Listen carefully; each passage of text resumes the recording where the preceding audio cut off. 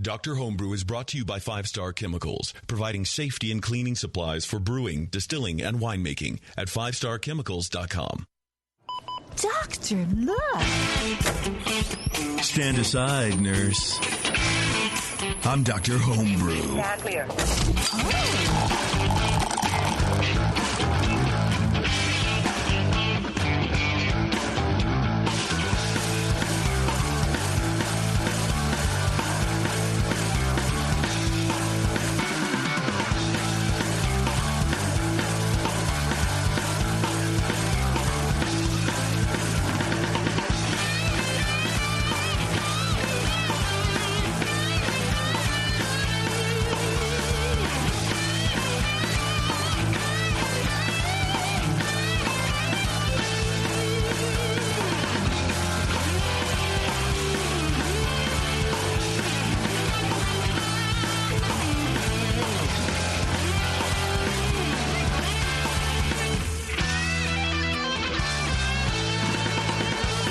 All right, welcome back, everyone. Here we are, another edition of Dr. Homebrew. The only podcast that will drink your beer. Pretty much, right? Literally. Yeah, as far as I know. Send us your beer. We will drink it. Yes. Even if it sucks. Especially if it sucks, right? Well, even if it sucks. Beer judges always swallow the beer. Yeah. Every time. I will always drink it no matter what it is. Appreciate you guys listening to us. We're on the new website. The Brewing Network has a new website. I don't know if you guys noticed that. We're actually predominantly featured, which is nice. Wow, that's changed. Yeah, and there's a whole section for our names, and people will actually know who we are. What do you think about that? I'm scared. Yeah, I'm a little frightened now. I don't want people finding me. Well, there's a bio page, and so your home addresses are listed. If that's JP, we want to keep our indie cred here. Come on, dude. Yeah, you sell out. Really. I don't want to turn into. You sold us out, and you didn't even tell us. Yeah, what, like bio? How can you do a bio without even talking to me? Dude. Actually, I don't even think there's a bio. Dude. I don't even know. Before we get started here, I want to thank our fine sponsor, 5-Star Chemicals. Head over to 5starchemicals.com and learn about everything that 5-Star can do for you. Mainly clean and sanitize your brewing equipment. Good beer doesn't start with a good recipe. It starts with clean and sanitary fermentation and chemicals and all that kind of stuff. And the lovely folks at 5-Star have all of that gear for you. They also have some equipment like gloves and aprons and all sorts of stuff. But more importantly than that, they have offered everybody who comes on the show gets a little prize pack from 5-Star just for supporting the Brewing Network, because 5-Star loves us. You get a little personal kit to kick ass on all the bugs and all the dirt. Not in that order. Yeah, it's pretty cool. And if you haven't gotten yours in the past couple of months, that is my fault. That is not 5-Star's fault. Yeah, because he was busy writing our bios without telling us instead. Yes, I was. I had 1,000 monkeys doing it. So hopefully one of them will produce Shakespeare. Yeah, totally my fault. So Nicole over there at 5-Star was a doll, and she's like, I don't know. Okay, fine. I'll get all these people out today. I'm like, you're the best. Thank you. So from now on, things will get better. And but yeah, so anyway, you got all your stuff coming. If you don't see it in a couple months, you'll be sure to let me know, and I'll give you another run around. I'm 100 years old now, and I'm brewing my 6,097th batch of beer, and I still haven't got my cleaning kit. My great grandson needs some more stars, Dad. Whatever. So that's cool. And then we also have another cool, we have a couple cool giveaways, for people who join the show. The Grog Tag $40, at least your beer will look good gift certificate. And that goes to the I'm going to say the winner with the lowest score. Because really, everybody who comes on the show is a winner, right? Yeah, it's the winner of the low score award. Exactly. Yeah, thank you. Everybody gets a trophy here. Yeah, and then from High Gravity... We're very affirmative. Yes, from High Gravity Brewing Supplies, we have a nice gift certificate for them as well for the winner of the highest score. Yeah. So you can go check out everyone over there. We will validate you either way. Yes, exactly. You get validation on this show. Yes. Yeah. And I want to make that point because we got too many. We got almost strictly men entering. We've only had one or two women. Yes, we need right. more women entering the show. We will do. validate you. We promise you this. Yes. We'll validate you and tell you and give you gifts. Yes, we will shower gifts upon you. Right. At well, least that's a little too much. Well, at least 2. You'll at least get a grog tag award. We'll give you a beer shower at least, yeah. Right. Well, you get the 5-star one. Yeah. Come And in the even studio. JP could win this thing. Yeah, you'll get the 5-star one for sure, just for showing up. Right. And then you'll get either the grog tag or the high gravity one. There you go. Right? I mean, so you always win 2 things. It just depends on what it is. Yeah. So And follow get- them up. Yeah. And The get beer, great you feedback. get more back in prizes than you do in the fees to ship the stuff out. Not that anyone's shipping anything, but That's true. That's true. There's Hypothetically. there's no entry fee on Dr. Homebrew. We're No, like, not the at all. ultimate homebrew competition. Yeah, and you get great feedback from Brian and Lee, our master BJCP judges. and professional grade psychological degradation from the whole team. Yes, that's true. I mean, you can't buy that with money. You can't. Yeah. I mean, mainly because no one's selling it. Right. The It's best just free. Right. When you enter a homebrew competition, you're competing against 6,000 other dorks out there. And, you come in here, you're competing against one other beer. Yeah, one other dork. Yeah, that's it. You can't lose. You really can't. Everyone wins. We produce great radio. You get some good swag from some good people.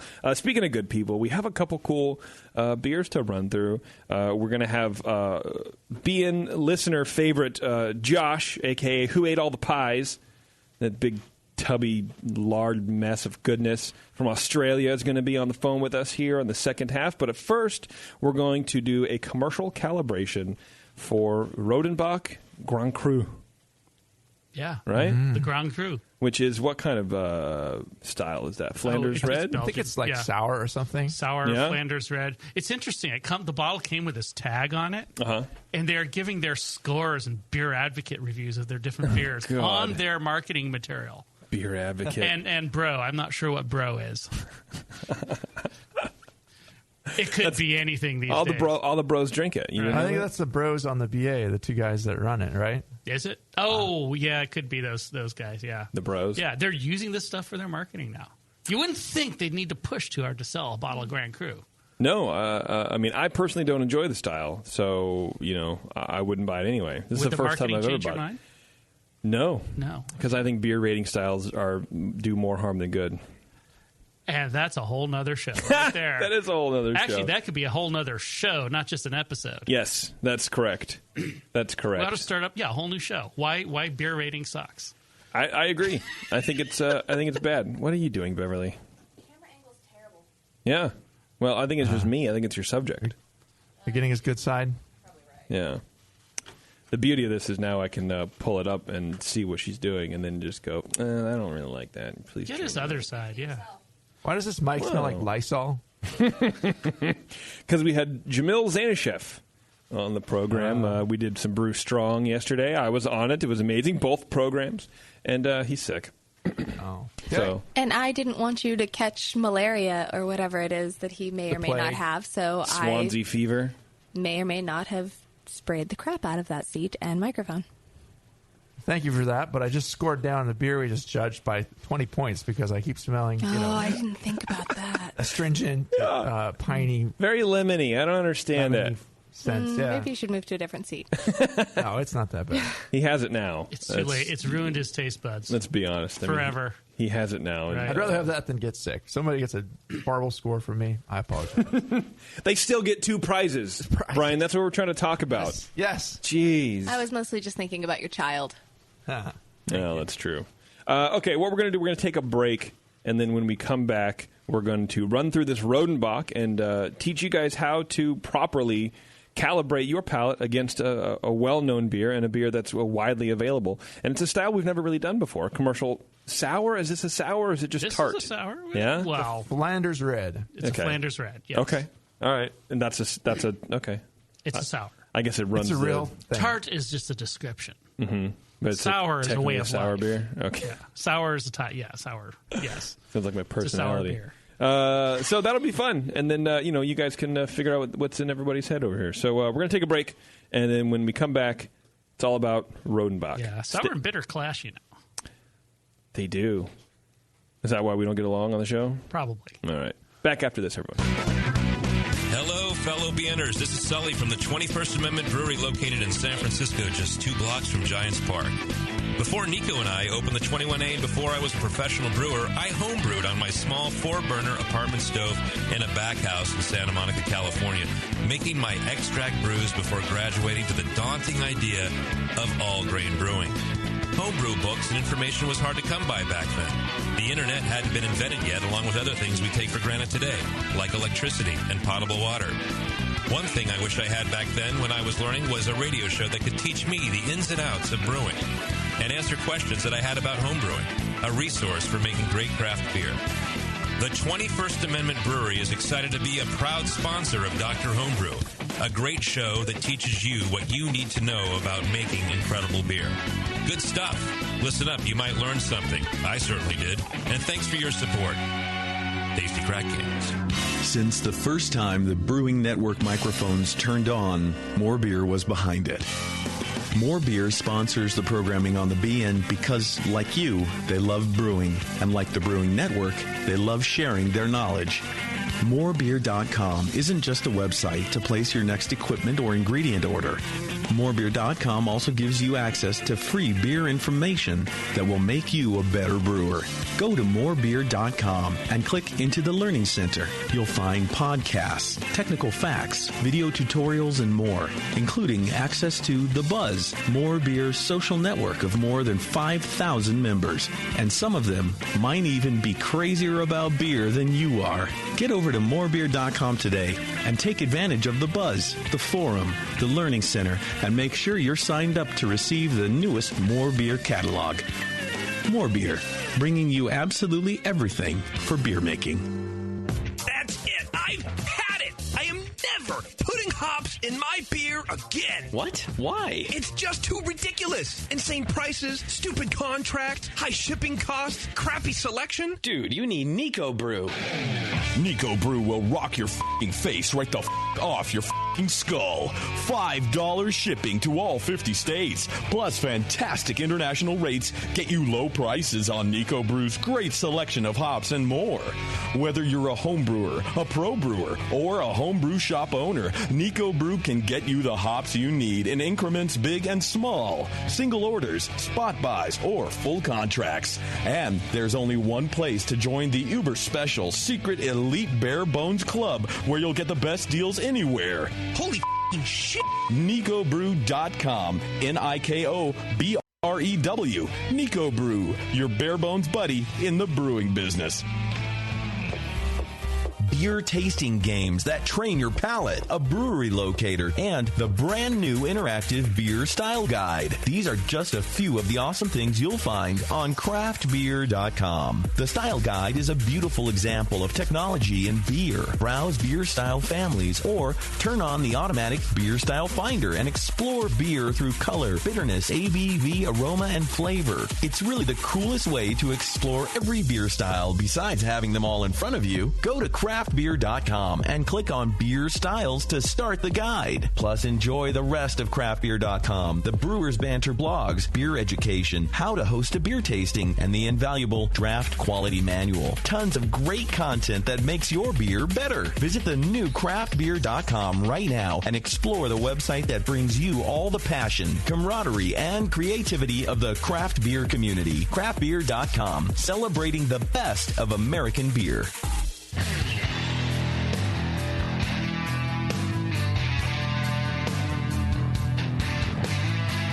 Now, back to the examination.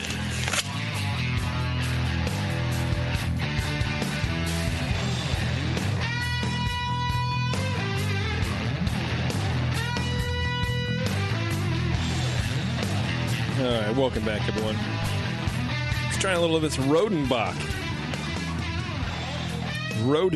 Apparently, the Grand Cru got 100 from a bro. The Alstrom brothers. See, whenever I hear bro, I think of flat-built hat and lifted Toyota pickup truck that never goes off-road, but that's just me. Jason and Todd. Hailstorm, I think it is. Alstrom with an umlaut over the O. I don't know. Well, hey, they run the Beer Advocate thing, and that's a pretty cool site. Yeah, God bless them for whatever they do. All right, commercial calibration. So again, what we're trying to do here is just to let you kind of peek into the mind, give you a little peekaboo in the mind of a master BJCP judge. How do these guys approach a beer like this? And then you can hopefully find this beer. It's relatively easy to find. Sit down with this show, put your headphones in, pop the cork, and come along on a tasting journey. So maybe you can kind of see the adventure. Yeah, you get to check out the appearance with them. Palate safari. You do that, yeah. Run through the flavors. What are they tasting? What are you tasting? And hopefully you can go, oh well, when I taste that flavor, I think of this word, but now I can realign my vocabulary to whatever these handsome young men do. So join us in our rapid downhill slide into alcoholism. It'll be amazing. Flavor generated. This will be like, think of the Rodenbach as Cecil the lion, and you're a dentist from the Midwest, and you're trying to hunt it. Too soon? Too soon? Yeah, maybe. Yeah. I don't know. Beb didn't even hear it, and I was trying to make her laugh, but she doesn't care. She doesn't care. Lee. I thought Cecil was a good friend of mine, by the way. Was he? Yes. We were buddies on Facebook. Yeah? Yeah. No. What? So, Roommates in Rodenbach. college? I'm just, yeah. So, you asked me how I approach a beer like this, basically as quickly as possible. This is wonderful stuff. Well, if it's not a 50 out of 50, you don't know what you're doing, apparently, according to marketing. I rarely actually know what I'm doing, but that's a different point. Apparently, this is the original sour ale. The original sour ale. Again, according to marketing. They may claim that. I think that would be a hard one to prove, although if they have it on their marketing, maybe they can prove it.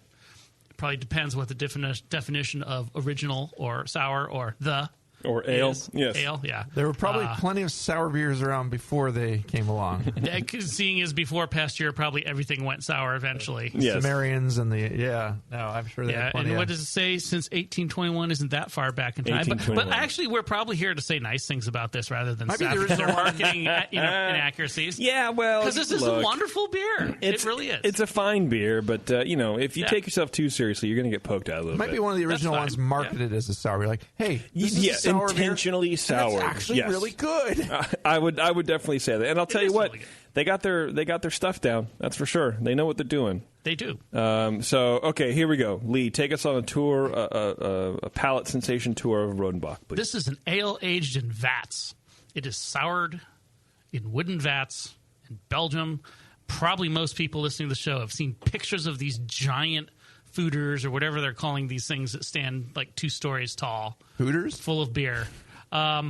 Did you that's go only to, after a few bottles. Did you go to Rodenbach when you were in Belgium? No, I didn't. We wanted to, but they would not work in our schedule, unfortunately. That's bad. Someday I will get there. I really want to see this place. So what is this? It is a sour ale. It has a pretty good lactic acid character, maybe a little supporting acetic acid. A not rich, but a fairly good malt backbone to it to balance it out. It's actually relatively sweet. Not as sweet as some other variants on this style, but it has enough sweetness to balance out that acidity. So it's kind of a sweet and sour presentation. Not as sweet as some of the Flanders Browns. I've always thought of this beer as sweet, but I'm trying it now. It's really not that sweet. It's not that sweet, but it has some sweetness to it. It is not as bone dry as a lot of Gueuze or a lot of American sours that are coming out now that just get really almost bone dry, as I said. And it's not as sweet as a lot of the sort of the more brown, the sour brown, the Flanders brown ales, the Oud Bruins. But it definitely has some sweetness in it, and that helps balance out all the acidity that's in here. So it doesn't come across as a puckering sour beer. It's a very pleasant acidity in this. It's got a lot of cherry flavor to it, which is probably from the malt, although it could be some ferment esters, but this probably's got some Munich in it or something similar. It has a fair amount of wood character from the vats it was aged in. Not huge, but it's definitely there. And it's really kind of a nice 4-way balance between sort of the elements of the wood, the slight sweetness, the sour, and that kind of cherry flavor. And that is actually, it makes this beer very enjoyable. And that's one of the nice things about it. You know, you can have sours that are pungent and sours that are extreme and sours that blow you out of the water or sours that are about other things entirely. But this one really is about that balance and just being pleasant and very easily drank. So, I mean, a lot of what you pick up here is just kind of related to that. There's a little bit more complexity than I'm relating here. Maybe Brian can help clue us in on a little bit of that. But Does that sound about right for general description? Yes, it does. I would have to get clued in to be able to clue you in a little better, but that's a couple our things job. I wanted to say about this beer. Yeah, it does have a lot of. It's like kind of a fruit bowl in the aroma and in the flavor. It's got cherry, it's got orangey elements, it's got currant. Some underlying fruit elements, some little darker fruit elements in there too. And the aroma it makes your mouth kind of instantly water when you sip, take your first whiff of it. It's like. Yeah, it reminds you that's like half the fun of it, a right lemon. there. It's like, when you think about a lemon or you smell a lemon peel, it's like, your mouth just starts watering. It has that effect on your palate even before you drink it. So the malt is kind of supporting in this. It's underlying the sour and the sweet, and I can get just a hint of vanilla in there from the wood aging under everything else. Kind of a neat little note in there. The color is reddish brown. It's clear. It's got a low beige head that kind of sticks around for a little while. And, in the flavor, again, it's rich and fruity, pretty substantially sour. It has this sweet and sour impression, not like that syrupy sweet and sour sauce that you get in the Chinese restaurants, the bright red stuff, but just a really complex sweet with a hint, sourness with a hint of sweetness on the finish to carry it out and balance that out. So yeah, and a note on that, I think in the style guidelines, it usually uses the actual quote phrase "sweet and sour" for the oud bruins as opposed to the reds. Yeah. But I think it's a little less upfront sweet here, but it still applies to this beer. It definitely has an element of a nice sort of supporting sweetness with the sour. For sure, yeah. I mean, I find this to be also a very wine-like beer. Of any beer that you drink, it's the one that maybe tastes the most like a complex red wine. It's a good entry-level beer in general, but also an introduction to sours for people that may only like wines, or they don't like hoppy beers that are really popular these days, and they don't like a lager or the palest beers that are drank by all the jocks out there, and all the bros. The pale hoppy stuff? Yeah. There's no Again, hops in here. Likely, I find it to be mostly lactic tartness. There's no strong acetic or vinegary character. It's just a clean, there isn't. sharp. And a lot of the times, that's what I think of when I think of a Flanders Red. Is that acetobacter, like the Duchess de Bourgogne? That the Duchess big is, time, yeah. Or at least it used say. to. It may still. This one is really, maybe if you snort it up your nose, you get a little bit. Yeah. Don't ask. But it's really a background note at most here. Yeah, and then, body-wise, it's just kind of middle of the road, medium body, medium carbonation, no warmth, kind of smooth, creamy. You get a little bit of astringency from the wood and everything else that's going on in there. Not anything that's going to bite you, but just like a light kind of tannin-like quality to the beer that gives it, also accents that wine-like character that you get in it. I find it a really pleasant beer. I score it. I'll join the Alstrom brothers. I'll just score it the BJCP score sheet version of what they scored it. I think their top score is 100. I'll score it a 50. Why not? Really? This is a 50-point beer? Why not? I like that. I like Beer Advocate. No. This is 50-point beer? I couldn't think of a way to make it a better Flanders Red. This is a really fresh bottle. It's tasty. It fits all the guidelines. It works for me. To me, it tastes corked. Corked? You're picking up corked, huh? I am.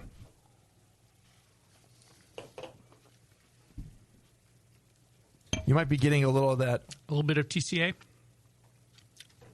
The astringency kind of thing. Maybe. I don't know. For me, for this, I don't know. No, I think I see where you're coming from. I'm not sure myself if that's actually TCA or something else, but I would definitely say this is a world-class example. It may have a little bit of something like that in it. It's not very strong. I mean, the cork itself smells great, but that doesn't mean much. Because actually that flavor doesn't necessarily come from cork. It's chlorine derivative. Okay. It could just come from cleaning out the brew house with chlorine. The cork itself smells fresh and woody. Yeah. I mean, there's a little bit of something along those kind of pungent lines, but I'm not sure if I would call that TCA, but I don't know that I have the best nose for that. Maybe. If so, it's mild, as I said, and this is an excellent example of this bottle, this style. It's not oxidized. I guess I just want to not like it, because everyone likes it. Because you don't like the style. I don't like this style. Yeah. But this is this at least this bottle, because Why don't you just say it's too hoppy?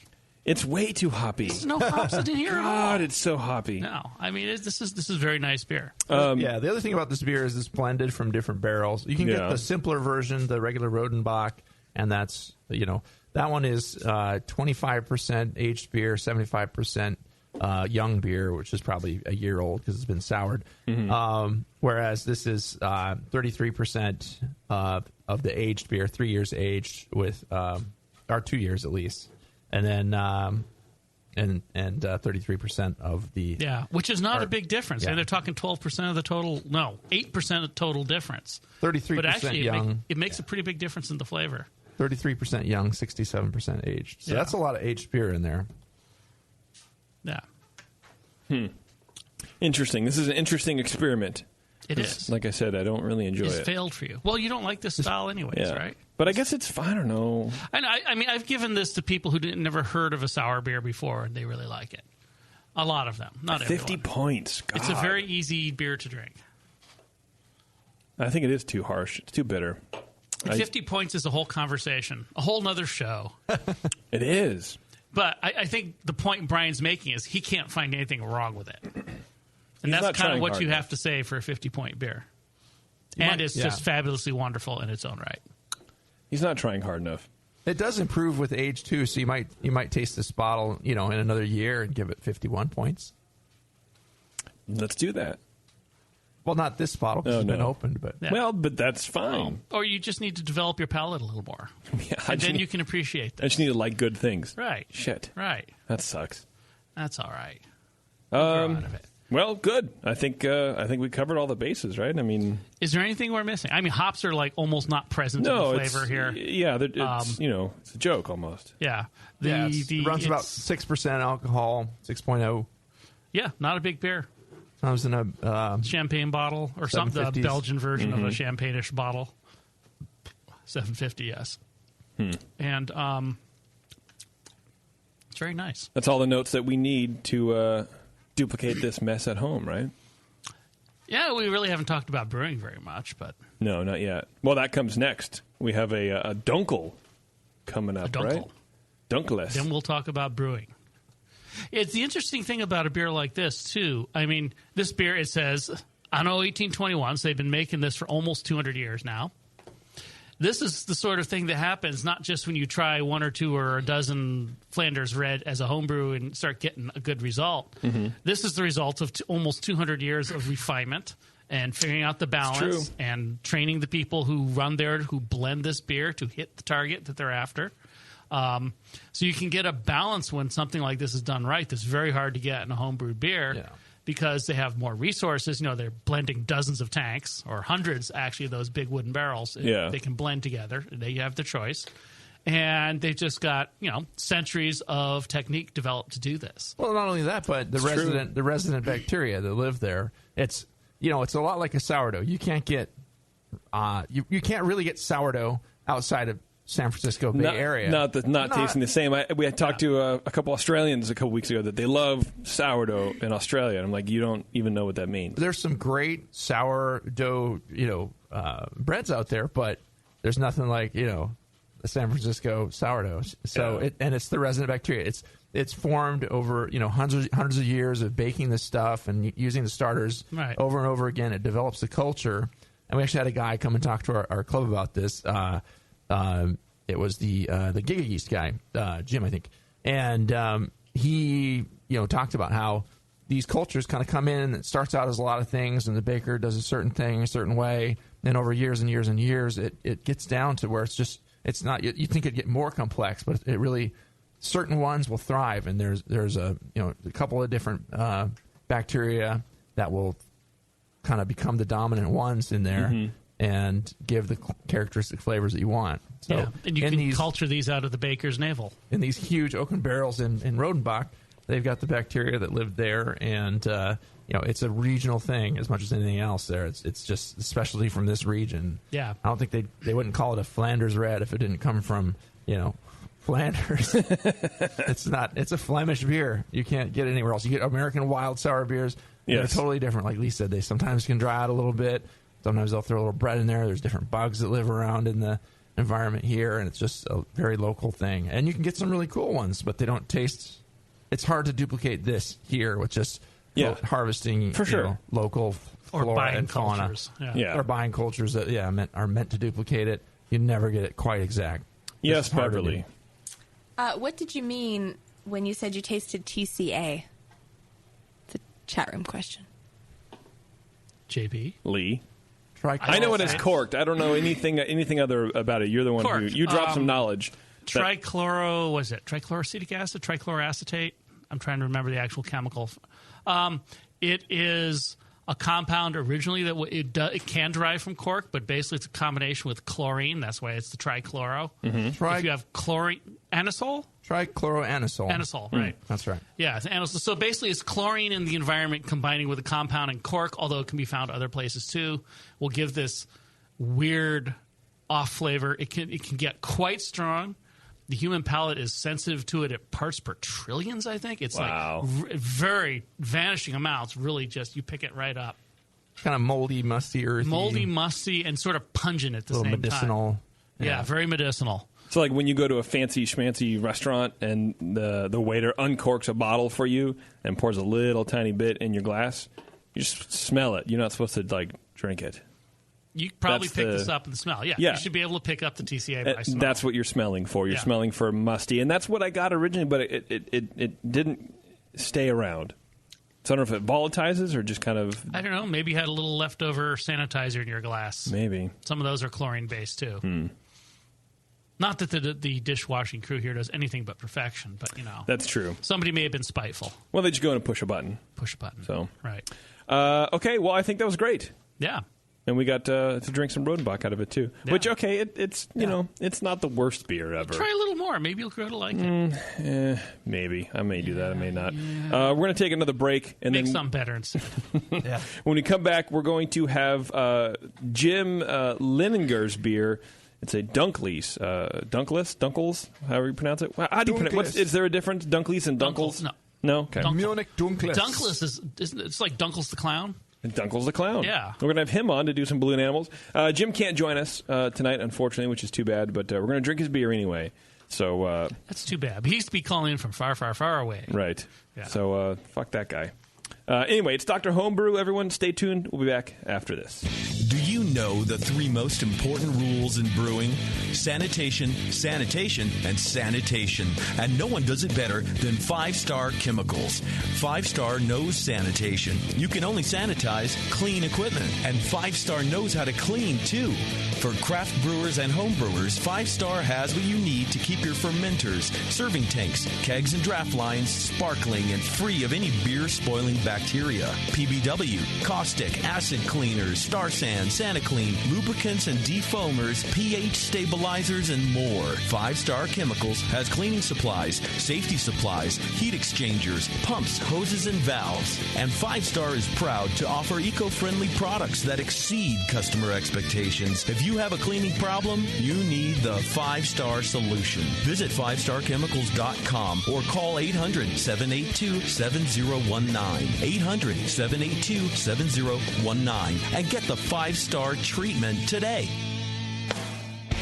High Gravity Homebrewing Supplies wants you to keep it simple. Brewing should be fun. And with High Gravity's amazing electric brewing systems, it is. High Gravity keeps their brewing systems simple on purpose. More efficient than gas, customizable, and with your choice of 1, 2, or 3 vessels, High Gravity's electric brewing systems will completely change the way you brew beer, formulate recipes, and improve your beer's consistency. Dave at High Gravity can customize your system to fit your needs. High Gravity invites you to visit their Build Your Own Brewery page and see how easy it can be to brew electric. And High Gravity offers $7.99 flat rate shipping on most of their products. www.highgravitybrew.com. High Gravity. Keep it electric. Keep it simple. Visit highgravitybrew.com. Admit it. Homebrewing is not always free of frustrations. Years ago, brothers Bill and Jim Mitchell decided to minimize those frustrations and create an entirely new brewing process and a brand new kitchen appliance, the Pico Brew Zymatic. The Zymatic sits on your kitchen counter and connects to the internet via Wi-Fi. It comes with access to a huge recipe library full of award-winning beers and can brew your next batch at the push of a button.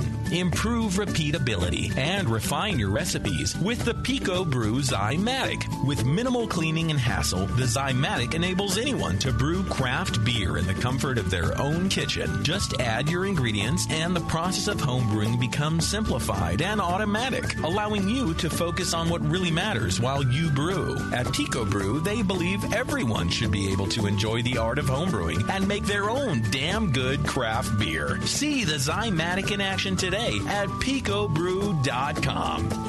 Attention homebrewers, if you like making labels for your handcrafted awesomeness and wished more people could see how great you are, then check this out.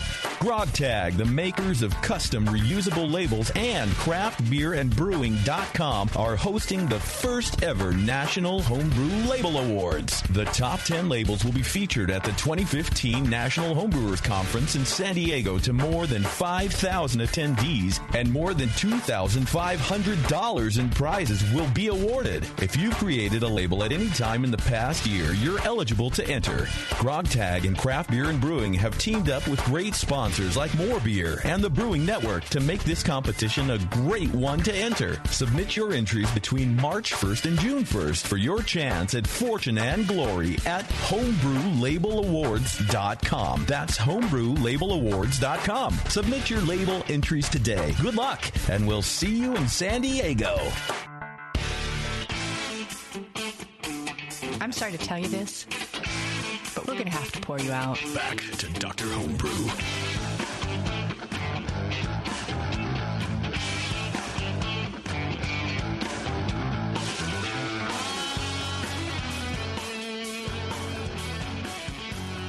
All right, thanks for sticking with us, everyone. Had to warm up Jim's beer here. Apparently, I kept it a little too cold. Sorry about that, Jim. Let's put a hairdryer on it. It's already been judged, so we're gonna taste and we're gonna compare and contrast the cold version against the slightly warmed version. Excuse me. Too cold. It's horrible. What a terrible 0 beer. points. 0.0. Next. I think I scored it well before, didn't I? Yeah, I think so.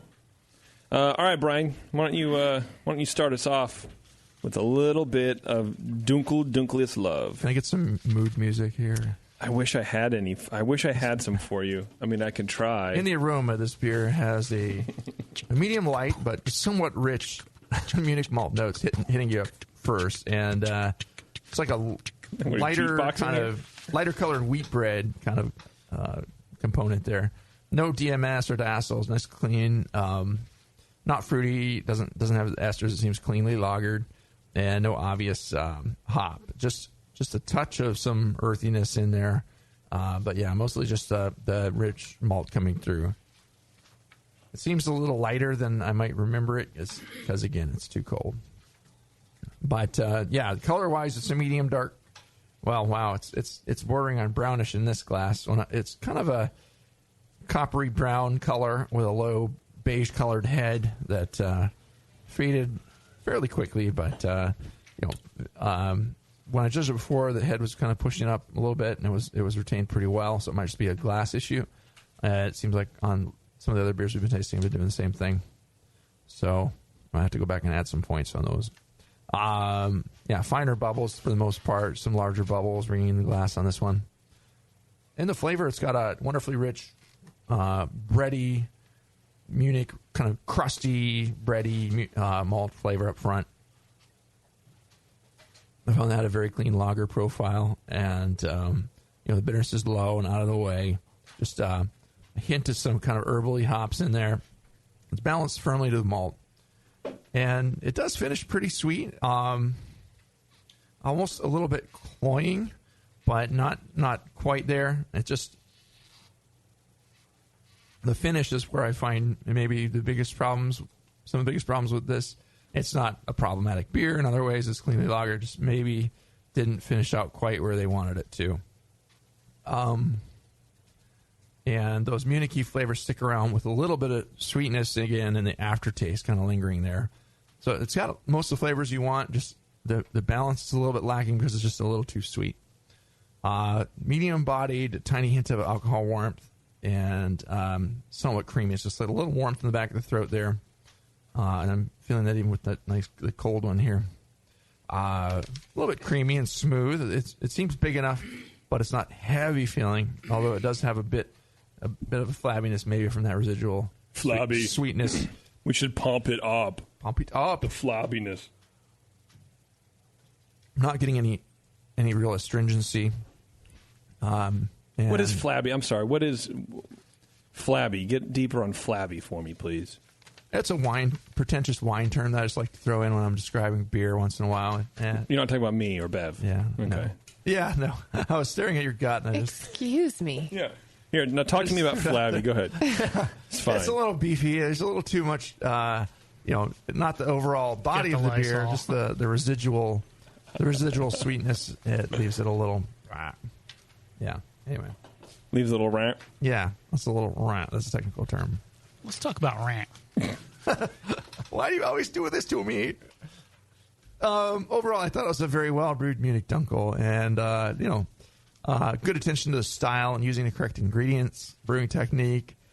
The aroma I thought could use a little more richness, and somehow it could stand just a little more hop to balance. But nicely done overall. Just a bit too sweet in the finish. Work on getting that thing to attenuate out just a little more.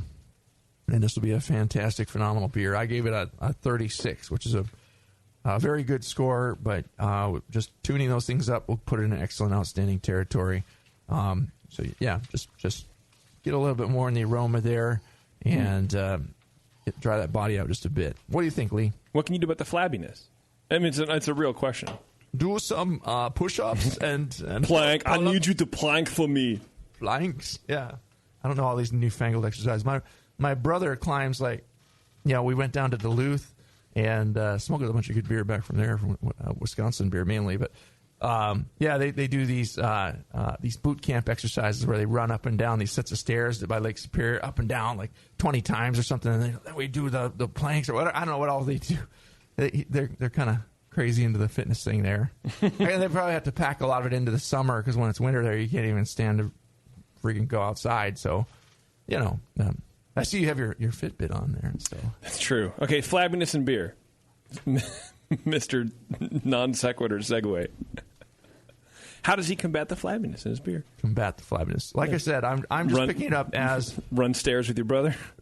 Yes, that's it. All right. Run stairs with the brother, let the beer ferment out a little further, and then go back to your home after you've done all those exercises, and it'll be right. It's a fermentation thing. I just think that it's just left a little too much residual sweetness in the. Okay. So the body, it doesn't feel like the body's too heavy. It just feels like the finish is a little too sweet, and it just comes across. There's more fuel for the bugs. Got it. Yeah. Okay. Sorry. Thank you for that. Thank you for appeasing me. No. Shit. All right, Lee. Appeasing? It's your turn. I don't know. Why, what were you threatening? I couldn't think of another word. I demand a herring. All right. And we'll get Brian a herring beer later. Actually, we might. This is the show for it. This is the show for it. Send us your herring beers. Munich Dunkel, medium brown bread aroma with hints of Munich malt, melanoidins, cherries, a little bit of an earthy, spicy hop note. Didn't pick up much in the way of common bad sulfurs or S3 diacetyl or anything like that. Maybe there was a touch of beer DMS as it warms up. Not really sure. Pretty low level if there was. Good balance in the aroma, very much the style, sort of mostly that brown bread malt sort of character. Just maybe a whisper of hops. Was there any TCA? I did not pick up TCA, nor did I smell any flab. JP? I did not. Yeah, okay. Well, then it must not be there. Appearance, brilliant clarity, red-brown color, pours a medium, fine, light tan foam with good persistence. It's a very pretty beer. Gave it a perfect score on that.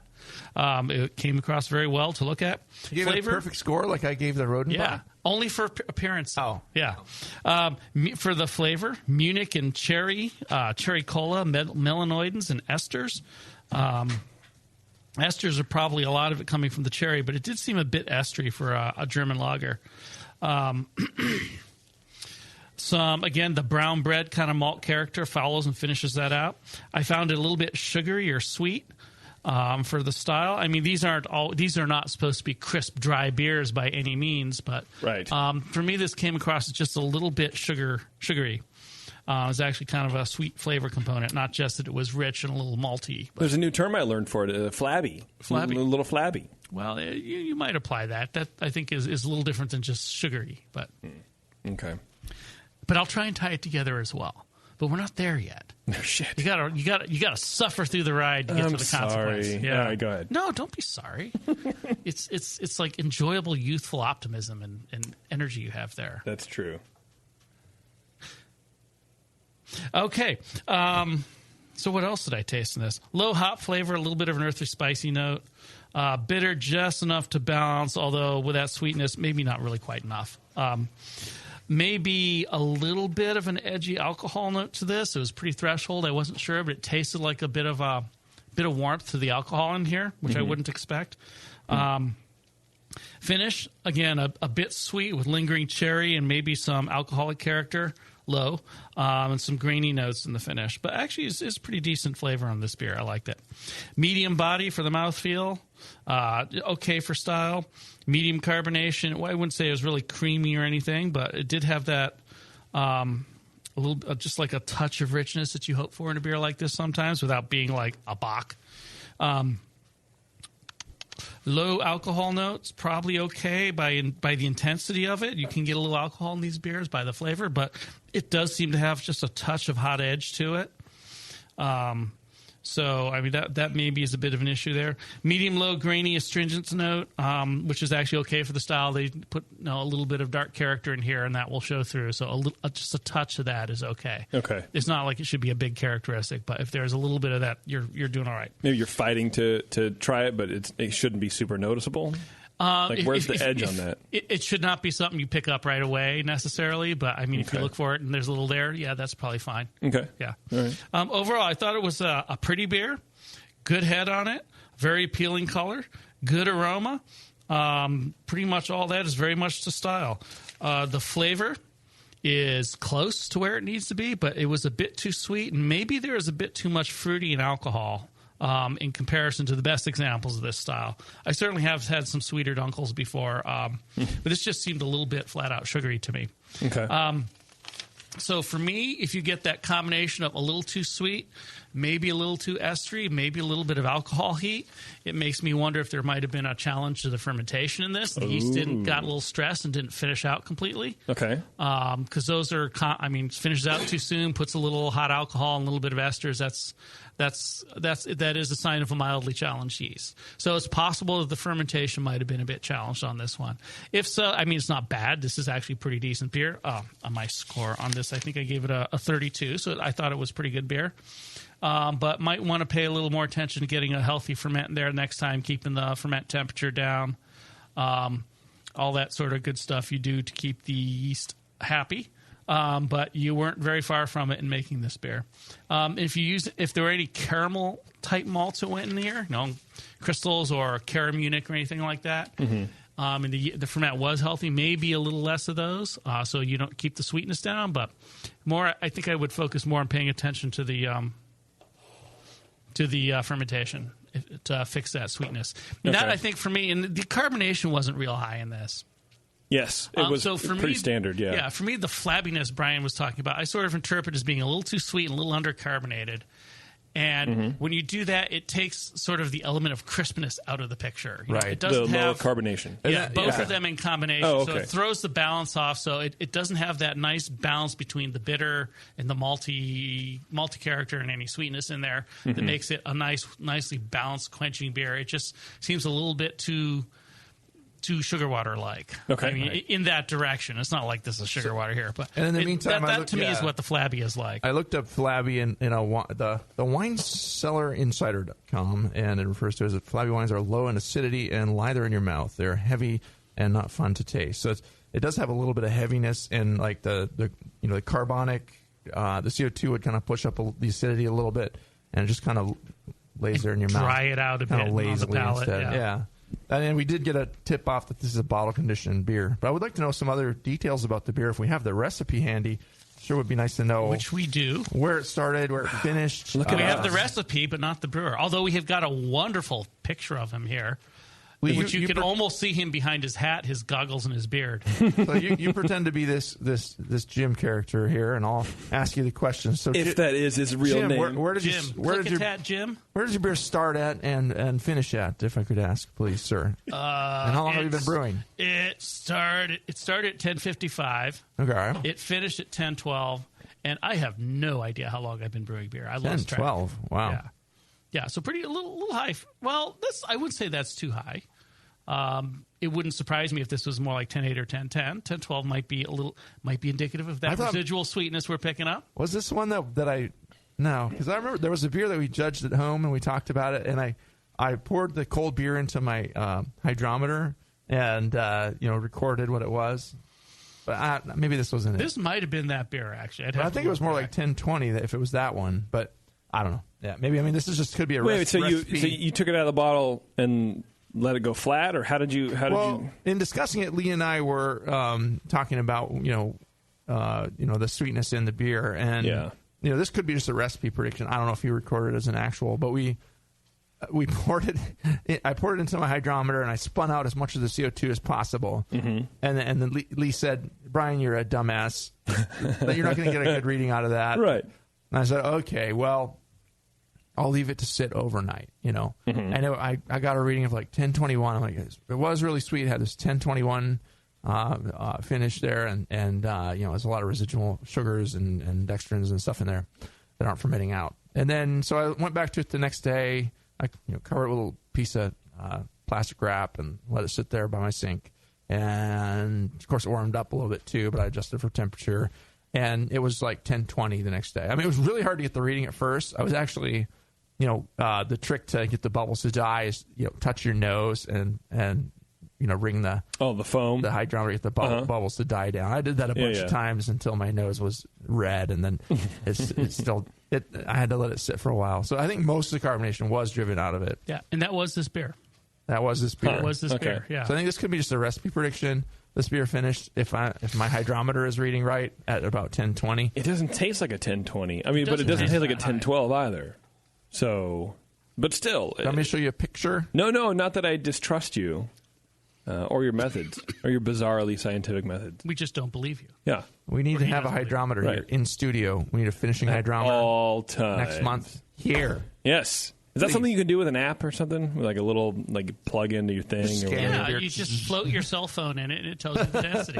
You want to try it? Let's try. Should we try it with mine? It's not compatible with my phone. No, only Androids. Yeah. Shit. All right, I'll try it. Here's the before right there. No, you did it. It's floating up there pretty high. Look, you see the 10, you see the 20. I do. It's floating above that. There's a little carbonation. Well, Jim, check your hydrometer also. It might be the hydrometer. His hydrometer might be off. Yeah. Someone's hydrometer's off. Yeah. Someone's technique is suspect. Well, that's still pretty good. So it's not necessarily a super recipe issue, but more of a fermentation issue, which I think is easier to clean up than a recipe issue. Yeah, if you caught some of that little yeast stress thing that Lee was picking up, some of the esters and that, definitely. And looking at his recipe, he did not throw in a ton of any sort of sweet, sugary malts. It's Munich Light, Munich Dark, and some Midnight Wheat Malt. How much of each of those? 7 pounds light, 5 pounds dark, 3 ounces Midnight Wheat in a, a 6-gallon batch. That sounds like a pretty good place to be for it. Yeah. Yeah, no, that sounds very appropriate. Bittered with Magnum, a little bit of Magnum for flavor, I think.